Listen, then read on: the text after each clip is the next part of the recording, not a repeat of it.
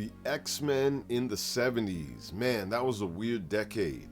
For the first half of the 70s, the X-Men title and franchise was basically dead in the water. They'd been doing reprinted issues all the way up until 1975, when they reemerged with a whole new lineup and a whole new purpose. So when we do a top whatever, and I'm doing 13 issues here, we're looking at 13 covers. It doesn't need to be a top 10. You people can count over 10, can't you? Yeah, so what are you worried about? You watch Sesame Street? He took you past 10, so we don't need to do 10. We're going to do 13 covers, whatever, man. 13 covers from the X-Men in the 70s. And we're going to start, interestingly enough, with X-Men 66.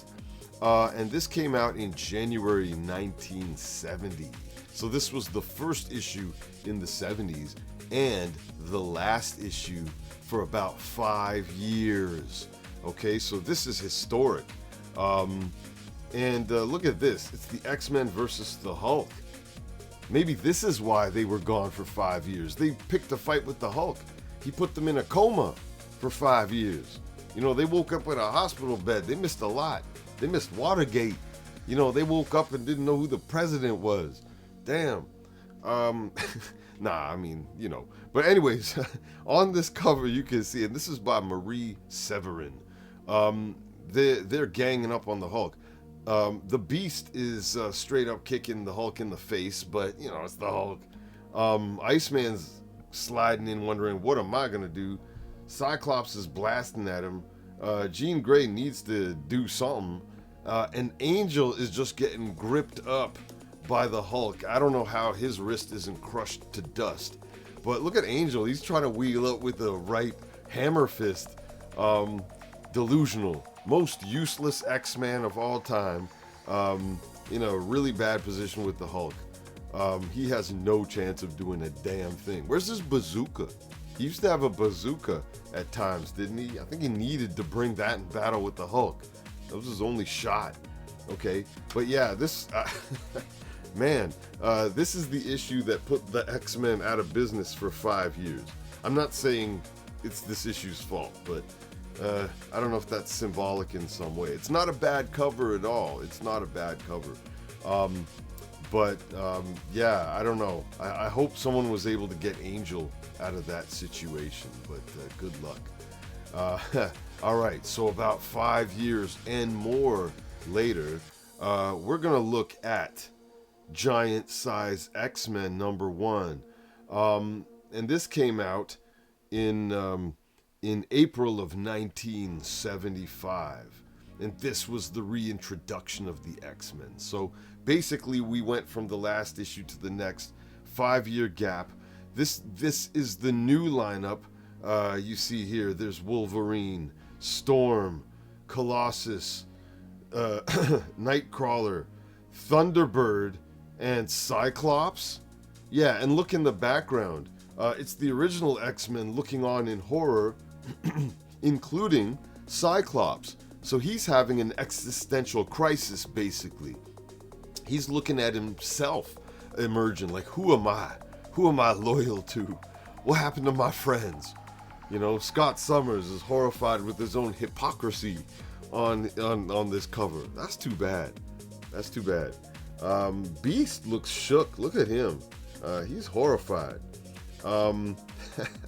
Yeah, but look, this is still a nice cover, and it says in the bottom, New Deadly Genesis. All right. This is a big time reintroduction. This is what, you know, made the X-Men back on the map. And it's a senses-shattering first issue. Senses-shattering. Like, this issue is so good, I lost my sense of taste. I can't even enjoy a meal anymore. But at least I enjoyed the reintroduction of the X-Men. All right. What senses? You need to specify here. All right. Anyways, we're going to move on. And I guess we're in our 11th. This is our 11th. It's not really a top, is it? Kind of it is. We're going to get to the top issues towards the end. You know, save the best for last. This one is issue 115. This came out in August of 78. And it says, Enter Sauron. This is a great... the image of Sauron here in the background, looming over menacingly, almost like a shadow. And this is the work of John Byrne, Danny Crespi. These names will repeat themselves a few times throughout this video. And look at this, Wolverine is going berserk. He's trying to take a chunk out of Colossus. Cyclops is telling him, hey, no, what are you doing? Nightcrawler's trying to get the hell out the way. And, Aurora Monroe's out there posing for the swimsuit issue of Sports Illustrated. No, I mean, she's out like a light. I'm not sure what happened. And hopefully Wolverine didn't do anything he shouldn't have done. But, no, but seriously, this is a pretty slick cover. A lot going on it. A lot of color contrast. And again, having Sauron looming in the background. Wow. That's a great image right there. Okay, let's proceed. This is issue 109, Weapon Alpha, representing the nation of Canada, straight up uppercutting, clocking Wolverine in the jaw. It's Canadian on Canadian violence going on right there. And he's blasting Colossus in the background, and the rest of the X-Men, they're up on the scene. What can we do? Represent Canada. Yeah. Weapon Alpha, later known as Vindicator and Guardian. I like the Guardian name. I sort of associated the Vindicator name with his wife, who's partly responsible for him dying. Well, partly? Anyways, that's for another video. This is a clean uniform. Look at that. I always loved his costume. I got, not just as a Canadian, but, just objectively, that's clean. If you know anything about jersey design in sports, that's a term used a lot. And I like to look at it like the nosebleed section, in a hockey arena or basketball, whatever. I loved goalie masks growing up in the 80s. They were beautiful. And the ones that look best are the ones that look great from a distance. You could identify it at a distance. That's what this costume is like. This issue always popped out and grabbed my eye. And he looks like a fearsome foe. And you want to know what's going on with this Weapon Alpha. This is a great debut right here. Okay.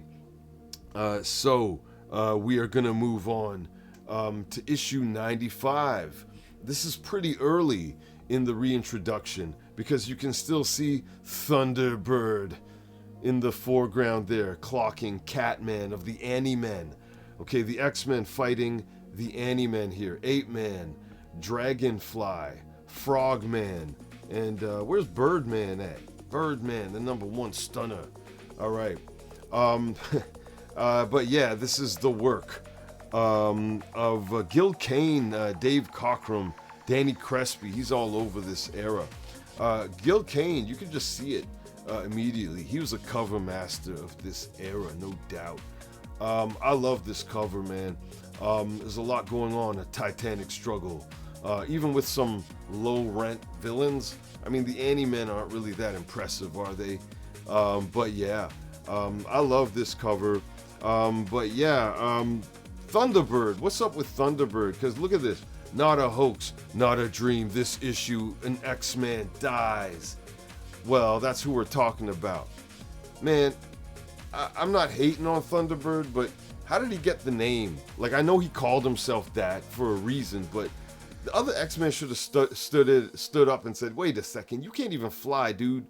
How you got bird in your name and you can't fly?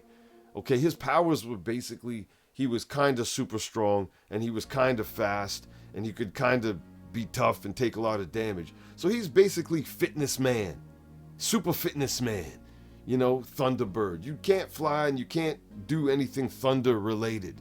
So I think, that's a fraudulent name right there. And maybe that's why he had to get taken out. Spoiler alert from 50 years ago. But, his gimmick was taken up by his brother back in, I think, the early 90s under the name Warpath, right? So Was there a lot lost? Well, I don't want to hate on him, but this was a dramatic moment in comics early on in the X-Men run. That was probably quite shocking, but great cover. And let's go to our next one. This is issue 119, featuring Moses Magnum. What a name.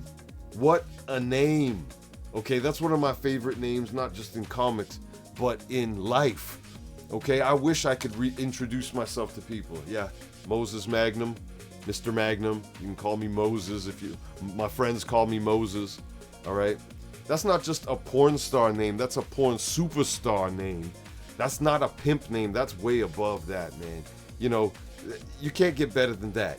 Sounding like you're gonna part the Red Seas, but maybe something else. I don't know. Or like dropping your Magnum dong like Frank Reynolds in It's Always Sunny. There's a lot going on with that name. And he was an Ethiopian man who no matter what your name is, if you end up with Moses Magnum, that's an upgrade. All right? Damn. All right, but anyways, I love this cover too. There's so much going on here. And this is Dave Cockrum, his work, along with Terry Austin. And look at this, Sunfire's laid out on the ground there.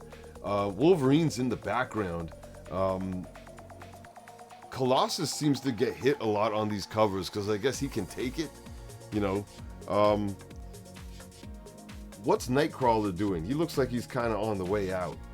He always looks like he's kind of looking for a way out on these covers, doesn't he? Nightcrawler's never really trying to get down and dirty. Banshee coming in. I don't know what he's diving in for. Just scream at a distance, dude. Anyways, Moses Magnum is handling business. All right, what? Look at this, man. He's just dealing with it. All right. So we're gonna move on to the next one here. This is issue 113, and there's a lot going on this cover. Magneto in battle with all of the X-Men. Look at Wolverine. He looks like he's on the ground with lower back pain.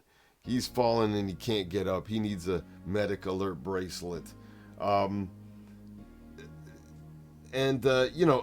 Nightcrawler's just kind of like not engaging. He's just kind of looking for a way out, isn't he? No, I'm sorry. I'm not hating on him. I'm not calling him a coward or nothing. No, that's not what I'm saying. Jean Grey is trying to deal with all this lava.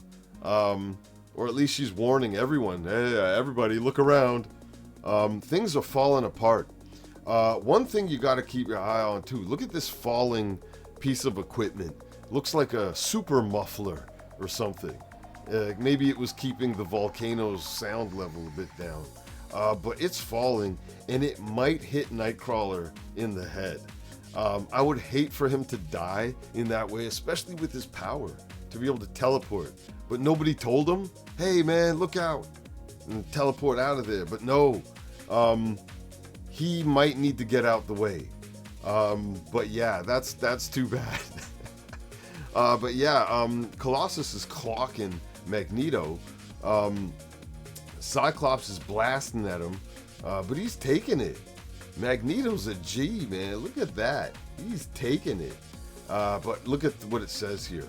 Holocaust at the heart of a volcano. When falls Magneto. All right. And this issue was in June of 78. All right. So they'd been, established for a few years at this point. But yeah, this is sweet. There's a lot going on. But listen, a lot of these covers are great. So for this one to be where it is, there's got to be some good stuff coming up. And I agree. Like and subscribe, by the way. Like and subscribe. All right. Moving on. This is 97, issue 97. So this is soon after the revival. And this issue is from November of 75. I love this cover. Look at the layers of this. First of all, it's Cyclops versus Havoc, brother versus brother, Cain versus Abel, Owen Hart versus Bret Hart. It's something along those lines. And look at that, they're going for broke. and they're nullifying each other's powers. That's dope. I like that, and I like the circular effect on Havoc. The way it's kind of flat in a sense. I like that. The X-Men are rushing from this crashed airplane in the background, and the inferno engulfing what's there. And look at again the ground on which Havoc and Cyclops are fighting. That pink, I don't know what to call that. It's almost like some kind of explosion of energy.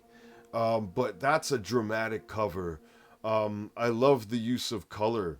The foreground, being able to stand out against everything that's going on behind it. I think this is just a wonderful, wonderful piece of art. Dave Cockrum, Rich Buckler, Danny Crespi. Rich Buckler was involved in a lot of great cover work in the 70s as well. All right, let's go on to issue 121, and it's Alpha Flight. Right? It's not just Weapon Alpha, it's Alpha Flight, representing Canada, represent for all the Canucks up here. Yeah, hell yeah. But again, what's up with the weather, man? We got some great weather up here. The other day, just today, man, I was out there in shorts and flip-flops, taking it easy. I was taking it easy today. Beautiful late September weather.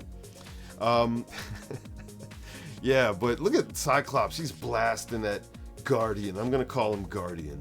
But the white soles on the bottom of his costume, I don't know if that's a great decision. In the snow, all right, it's not going to stay white. Anyways, look at the Sasquatch. He's getting twisted up and upside down. Storm is whipping up a vortex, a polar vortex. All right, and Snowbird all up in the scene, oh, damn, she can do some cool stuff. And Colossus, I don't know if he's just cold or something, but he's got Sasquatch in a hip toss. But yeah, this is a lot of dynamic action going on. This is a dope cover, objectively, man. Look at this. The X-Men battle to save Wolverine from Canada's fighting mad superheroes. All right. I love the action on this, the poses. Again, this is Dave Cockrum. He was all over some of these era issues. Terry Austin and Gaspar Saladino. All right. These are some great names for this era, by the way. Okay, we're moving on up. This is cover number 4. This is my pick for the 4th best of the 70s. And if you disagree, that's fine. But this is issue 127. The Power of Proteus, the deadliest mutant alive. Man. John Byrne, Danny Crespi, Terry Austin. This is just an explosion of color and power. All right, this looks like incomprehensible power, almost. Look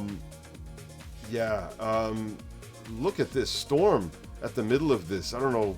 And look at Wolverine over there. Cyclops is kind of ducking down, and look at Nightcrawler, man. Again, but to me, Nightcrawler looks like he's doing a timeout sign, like a Chris Webber timeout, like you ran out of them and all that. He looks like, hey, there should be a character like that, timeout, and he can teleport through time, or whatever the word is for that.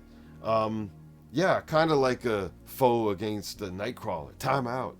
That's a good one. You could use that, Marvel. But yeah, I don't know. Maybe I'm reading too much into Nightcrawler's behavior on these covers, but I don't know if he's gonna do much against Proteus, the deadliest mutant alive. My goodness. All right, this is beautiful. I love the pink swirling power. All right, that's great stuff right there. And this is near the end of the decade. This is 1979, in the month of August. All right, next we're on to our top 3. All right, and this is issue 112. And Magneto, triumphant. Okay, and he is just handling Colossus. Colossus just getting thrown around on these covers. Wolverine, that's to me what makes this cover. It's Wolverine's terror. at having his own claws getting closer and closer to his eyes.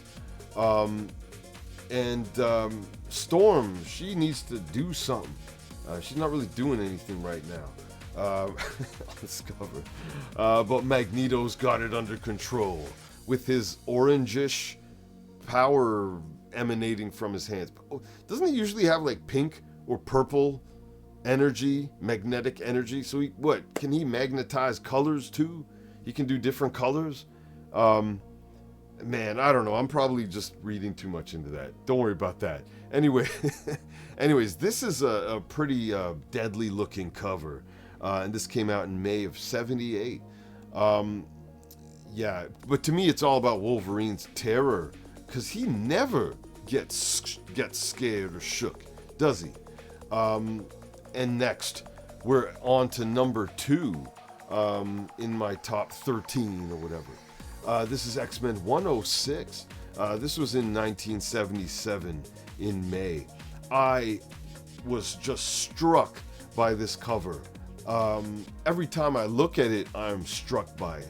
Some people might not remember this one or put it up there, but man, this is great. Like Cyclops blasting the hell out of Colossus. Nightcrawler getting the hell out of Dodge. And again, Storm always looking and trying to figure out, okay, how can I use my powers here? But looking at Cyclops' visor being ripped off of his face by who? By the Angel. And it says here, the Angel is back, and he's come to murder the new X-Men with their own leader's deadly eye blasts. I love this cover. Just it's a striking, dynamic image.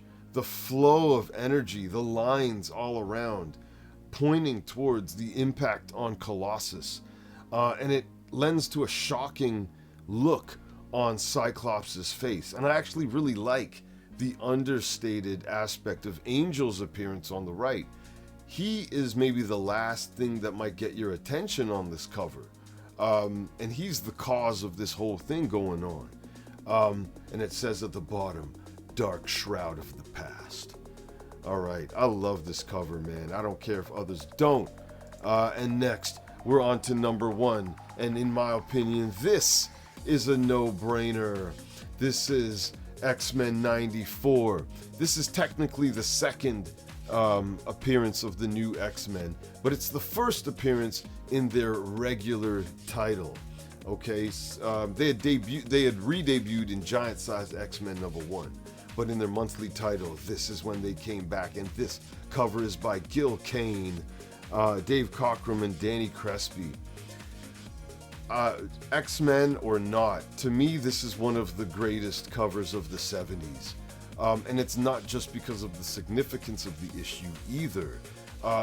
This is a masterwork of cover art. All of the X-Men falling from the Blackbird, which has been hit by something, and the explosion destroying it. And look at the art on the plane itself. I think, and again, the shadow of below, the explosion from above, that's amazing stuff right there. Count Nefarious' face floating in the background. That's one of the best depictions of the floating head of the villain trope that we see on a lot of covers. To me, this is the best of them all. He's looming over the planet itself, okay? It's kind of understated because of the coloring, but look at his facial expression and the monocle. I mean, only the most evil of people have monocles. This is terrific work. And again, it's clear Kane mastery right here. Gil Kane. His work is unmistakable on this. Colossus in the foreground, falling. Cyclops tumbling as well. Nightcrawler might not have that much to worry about. He can just teleport before he hits the ground. Banshee can fly, so he's looking to save somebody. And Storm, she could save everybody. You know, if she could, like, you know, whip up a little tornado before they hit the ground. for everybody, a tornado for everybody. You know, why not? But maybe this is early in her, usage of powers. Maybe she's like, oh, I do not know what to do, as she falls. But yeah, that's all. I think, she'd be good. Or maybe bring up like a instant lake of water. So they just, maybe that's not as good. I think the tornado thing would work better. But anyways, this cover is one of the best Marvel covers of the 70s or of all time, period. And this could be a random issue. It doesn't have to be as significant as it is for it to be so great. This is a masterwork of cover art. So there you go. That's my take on the top covers of the 1970s. And again, that was mainly just 75 to 80, okay, or 79. That was a strong field. So they came back in a strong way. But interestingly enough, I would say the 1980s is when the X-Men really came into their own. But we'll talk about that some other time. This is the Pop Culture Cosmonaut. Like, comment, and subscribe. And see you next time.